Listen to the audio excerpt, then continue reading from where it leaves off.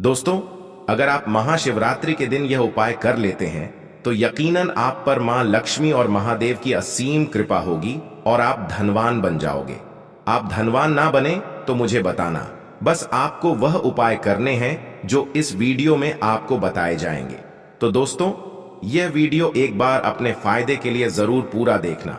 यह वीडियो देखने के बाद आपको समझ में आ जाएगा कि वास्तव में महाशिवरात्रि पर इन वृक्षों को छूने से आपको करोड़पति होने से कोई नहीं रोक पाएगा। यह वृक्ष महाशिवरात्रि पर छूने पर हर कोई हो जाता है, रातों रात करोड़पति धनी हो जाता है, उसका भाग्य चमक जाता है। दोस्तों, आज के इस वीडियो में मैं आपको 3 ऐसे वृक्षों के बारे में बताऊंगा। 3 में से कोई भी एक वृक्ष को आप छू लेते हैं तो तत्काल आपकी गरीबी मिट जाएगी। इसमें आपको एक भोग भी चढ़ा करके आना है। मैं सारी जानकारी आपको एक वीडियो में बताऊंगा। दोस्तों, हमारे हिंदू धर्म में पेड़ पौधों को देवी देवता मान करके, पेड़ पौधों को देव स्वरूप मान करके हम इनकी पूजा करते हैं। पर विज्ञान भी कहता है कि पेड़ पौधे मनुष्य को फ्री में प्राण वायु प्रदान करते हैं। बिल्कुल ही पेड़ पौधे हमें फ्री में प्राण वायु प्रदान करते हैं। पेड़ पौधे हमें ऑक्सीजन देते हैं एवं हमारे द्वारा निकाले जाने वाले कार्बन डाइऑक्साइड एवं अशुद्ध वायु हमसे लेते हैं, मनुष्य को शुद्ध ऑक्सीजन प्रदान करते हैं। पेड़ पौधे धूप में तपते हैं एवं मनुष्य को शीतल छाया प्रदान करता है। पेड़ पौधे हमें कई प्रकार के फल फूल एवं जलाने के लिए लकड़ी भी प्रदान करते हैं। तो हमारे शास्त्रों में पेड़ पौधों को बहुत गुणकारी कहे गए हैं। अन्य बीमारी का उपचार पेड़ पौधों के माध्यम से, जड़ी बूटी के माध्यम से कर सकते हैं। दोस्तों, भगवान श्री कृष्ण भी पेड़ पौधों को बहुत ही महत्व दिए हैं। वृक्ष में जो पीपल के वृक्ष हैं, इसे वृक्षों का राजा कहा जाता है, क्योंकि पीपल वृक्ष की आयु अन्य वृक्षों की तुलना में बहुत अत्यधिक होती है। भगवान श्री कृष्ण ने स्वयं गीता में कहा है, मैं वृक्षों में पीपल का वृक्ष हूं, क्योंकि स्वयं पीपल के वृक्ष में भगवान विष्णु एवं माता लक्ष्मी जी निवास करती हैं। तो आपको महाशिवरात्रि के दिन आज की अगर आप वीडियो देखेंगे, आज की जो वीडियो का विषय है बहुत ही सुंदर है। आपको महाशिवरात्रि के दिन यह वृक्ष छू करके आ जाना है। आपकी गरीबी, रोग दोष एवं समस्त विकार समाप्त हो जाएंगे। दोस्तों, हमारे धर्म में ऐसे अनेक वृक्ष हैं जो कल्याणकारी एवं मंगलकारी कहे गए हैं। यह वृक्ष मनुष्य के सभी प्रकार के कष्टों को दूर करते हैं, परेशानी को दूर करते हैं और दूर करने में समर्थवादी में। मैं ऐसे 3 पवित्र वृक्षों के बारे में बताऊंगा जिसको आपको महाशिवरात्रि के दिन शाम के समय में छू करके आ जाना होता है, और साथ में आपको एक कपूर और आपको एक लौंग रखना है। मैं यही जानकारी नवरात्रि के समय में बताया था, लेकिन नवरात्रि के समय में मैंने आपको टोटके नहीं बताए थे। मैं टोटके ऐसे बता रहा हूं कि इसी के साथ में आपको एक कपूर और एक लौंग वहां पर रख कर जाना है और इस वृक्ष के नीचे लाना भी है। और मैं आप लोगों को इस वृक्ष को भोग के लिए, अर्थात इस वृक्ष को आप अपनी समस्या बोलेंगे, छूते ही आपकी गरीबी मिटेगी। बहुत अच्छी जानकारी है और आपको भोग स्वरूप इसमें क्या लगाना है वह भी मैं जानकारी इस वीडियो में विस्तार से बताऊंगा।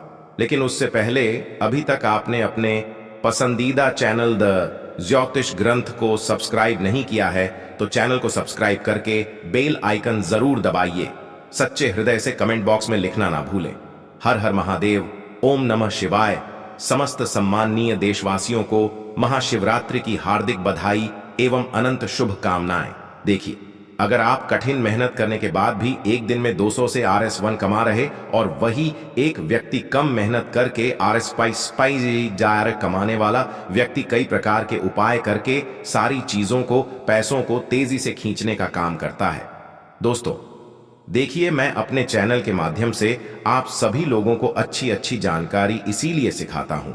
कई लोग हमें कमेंट करके पूछते हैं, गुरुजी, हमें एक वक्त की सही तरीके से रोजी रोटी नसीब नहीं हो पाती।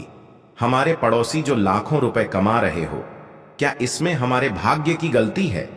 देखिए, भाग्य को आप मेहनत के द्वारा दूर कर सकते हैं, लेकिन न पूर्व के समय में हमारे द्वारा किसी भी प्रकार की अनहोनी हो गई होती है या किसी भी प्रकार की हमारी कुंडली में दोष लग गया हो तो उसे दूर करने का काम करते हैं यह पेड़ पौधे। दोस्तों, ये पेड़ पौधे जितने भी होते हैं, ये अगर महाशिवरात्रि के दिन इन 3 वृक्षों में से अगर आप इसे जाकर के छू लेते हैं तो आपके जीवन में जो दोष लगे हैं, आपके जीवन में किसी भी प्रकार का आपको श्राप लगा है, हाय लगा है, बधुआ लगी है, तो उसे यह पेड़ पौधे अपने अंदर में खींच लेते हैं।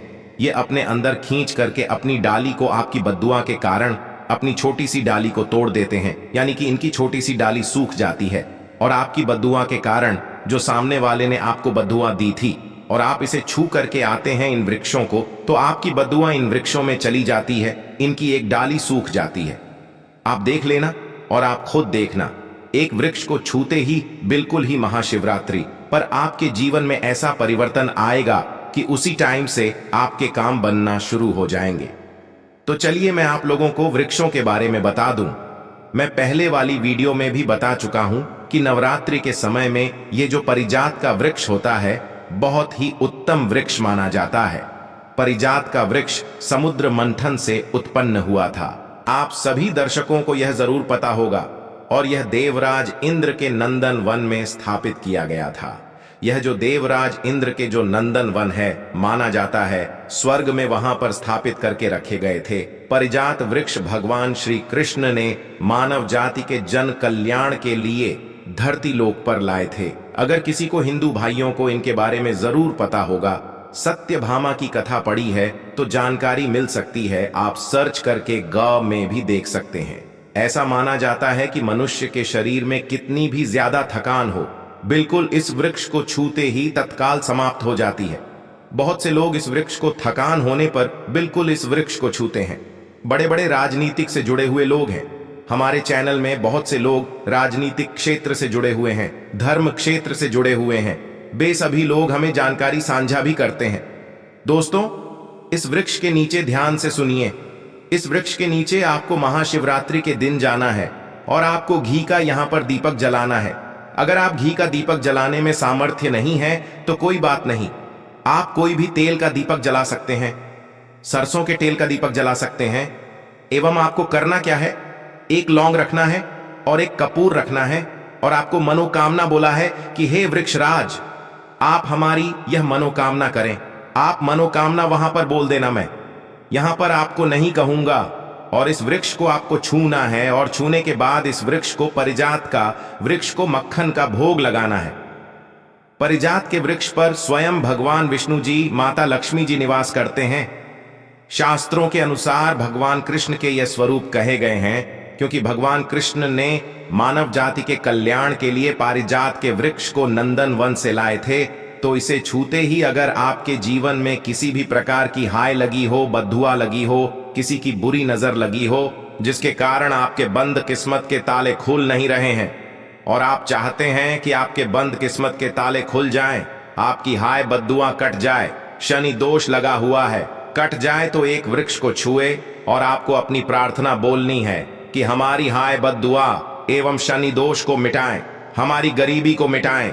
इस प्रकार से छूते हुए आपको प्रार्थना करना है और एक लौंग और आपको एक कपूर तो जलाना ही है और उसके ऊपर में एक लौंग डाल देना और आपको मक्खन का भोग इसे लगा देना है। आप उसे देखना, उसी टाइम से आपका शरीर हल्का लगना शुरू हो जाएगा और आपकी हाय बद्दुआ मिट जाएगी।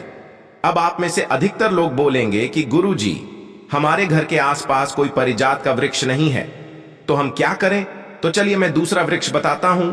तो दूसरे वृक्ष में है गलर का वृक्ष। गलर के वृक्ष को यहां पर मैं क्योंकि इतना उत्तम बताता हूं क्योंकि गूलर के वृक्ष को स्वयं भगवान नरसिंह देव का वरदान प्राप्त है।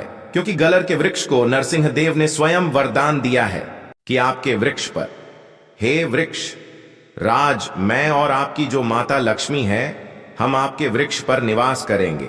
और ऐसा भी कहा जाता है कि गूलर के वृक्ष के पास थे, अगर मुर्दे को ले जाया जाए तो उसे सारे पुण्य को यह वृक्ष खींच लेता है। आप में से बहुत सारे लोगों को लोक कथा जरूर पता होगा। तो गूलर के वृक्ष को भगवान नरसिंह देव ने बहुत सारा वरदान दिया है कि आप लोगों के कष्ट भी हरें।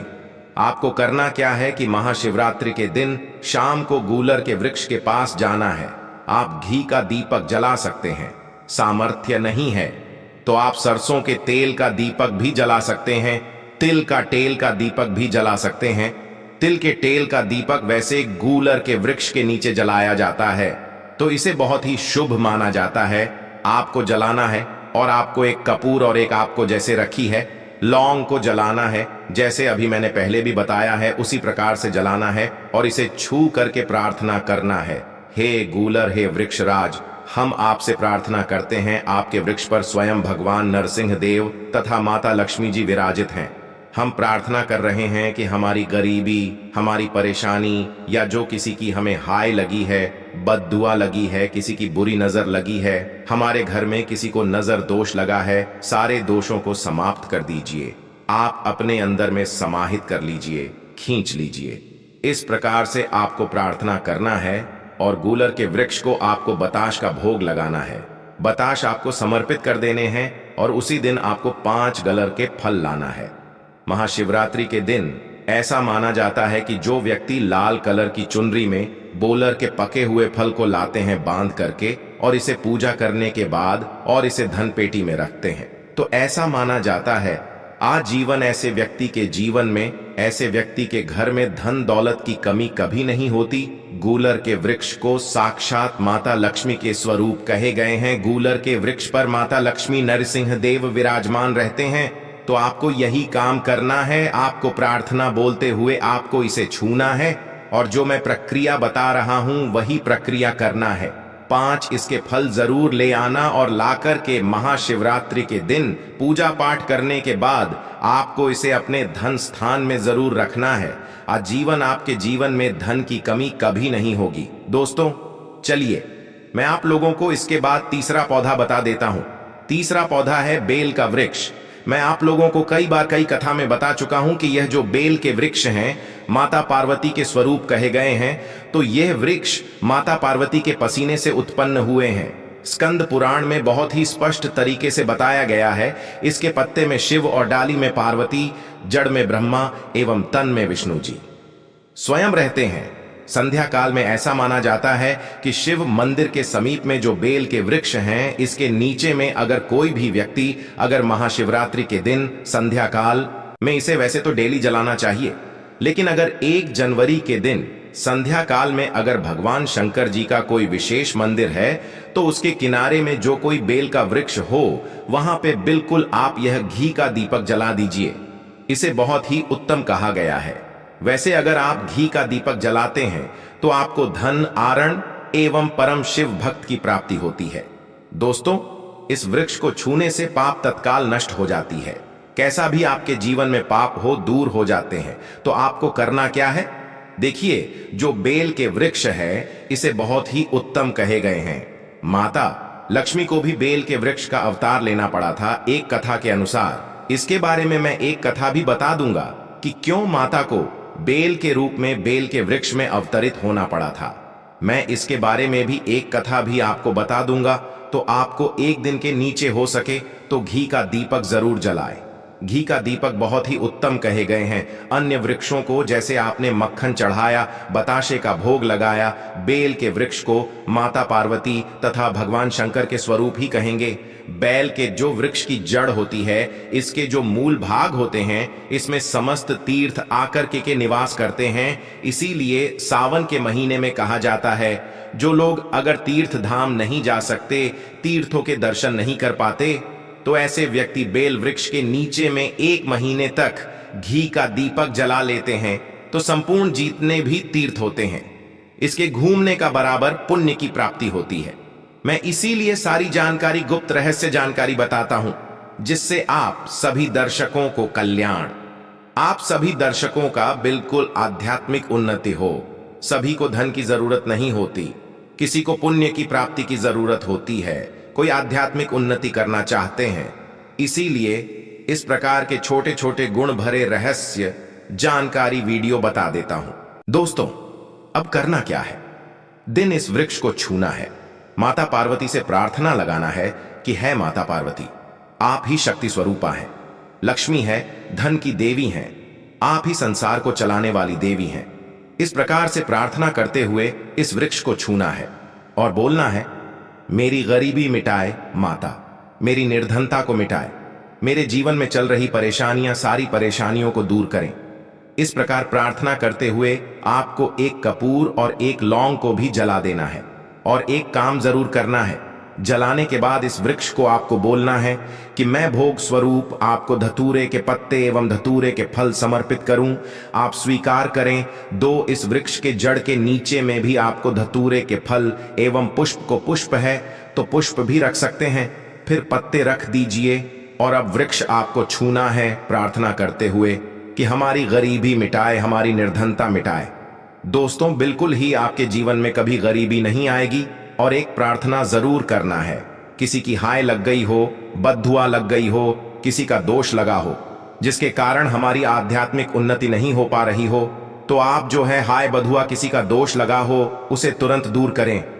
शनि राहु केतु का अगर दुष्प्रभाव लग रहा हो, नवग्रहों में से कोई नवग्रह हमें पीड़ित कर रहा हो, या फिर किसी भी हमारे पूर्वजों द्वारा किसी भी प्रकार का हमें पितृदोष लगा हो, क्योंकि पितृदोष लगने के कारण व्यक्ति की आत्मिक उन्नति भी नहीं हो पाती, तो आप बोलना कि समझते प्रकार के दोषों को आप दूर करें, अपने अंदर में खींच लीजिए और आप हमें दोष मुक्त कर दीजिए। तो इस प्रकार से आपको यह प्रार्थना करना है। और एक काम आपको जरूर करना चाहिए, आपको दीपावली के दिन धर्मशास्त्रों में कहे गए हैं, बहुत सारे लोग भी बताते हैं, हमारे गुरुजी भी कहा करते थे, दीपावली के दिन अगर बेल के वृक्ष की जड़ में मिश्रित युक्त जो मिश्री आती है, खाली खली, आप सभी दर्शकों को जरूर पता होगा, शक्कर टाइप की होती है, तो आपको मिश्री डाला हुआ दूध अगर आप इनकी जड़ में डालते हैं तो ऐसा कहा गया है कि ऐसा व्यक्ति कभी निर्धन नहीं होते। ऐसे व्यक्ति के जीवन से किसी भी प्रकार से अगर लक्ष्मी रुष्ट हो चुकी हो, रोग दूर हो जाते हैं। ऐसे व्यक्ति पर मां लक्ष्मी भी प्रसन्न होती है। ऐसे व्यक्ति के जीवन में धन का अभाव नहीं होता। ऐसे व्यक्ति फिर निरोग रहते हैं, निरोग काया प्राप्त होते हैं। आप चाहते हैं तो यही क्रिया नियम के वृक्ष पर भी कर सकते हैं। नियम के वृक्ष पर माता लक्ष्मी निवास करती है, समस्त देवी शक्ति निवास करती है नियम के वृक्ष में। अगर आप जो है महाशिवरात्रि के दिन ध्यान से सुनना, महाशिवरात्रि के दिन सायंकाल में आपको 1 गिलास या फिर 1 लोटे सामर्थ्य के अनुसार तांबे के लोटे में आपको दूध डालकर कि इनके अंदर इन्हें जो है अभिषेक करना चाहिए, इनके जड़ में डालना चाहिए, लेकिन आपको मीठा दूध ही डालना है, मिश्री मिला हुआ दूध आपको चढ़ाना है, इनकी जड़ में डालना है और गरीबी मिटाने की प्रार्थना करना है। या फिर जो लोग कर्जे का भार है वह लोग बोल सकते हैं कि हमारे का एक आभार दूर हो, या फिर जीवन में जो किसी भी प्रकार की जो परेशानी है वह परेशानी भी बोल देना, वह परेशानी तत्काल यह समाप्त करते हैं और आपको इसे छू करके आ जाना है। दोस्तों, जनहित एवं जन कल्याण के लिए इस वीडियो को आगे जरूर शेयर करना।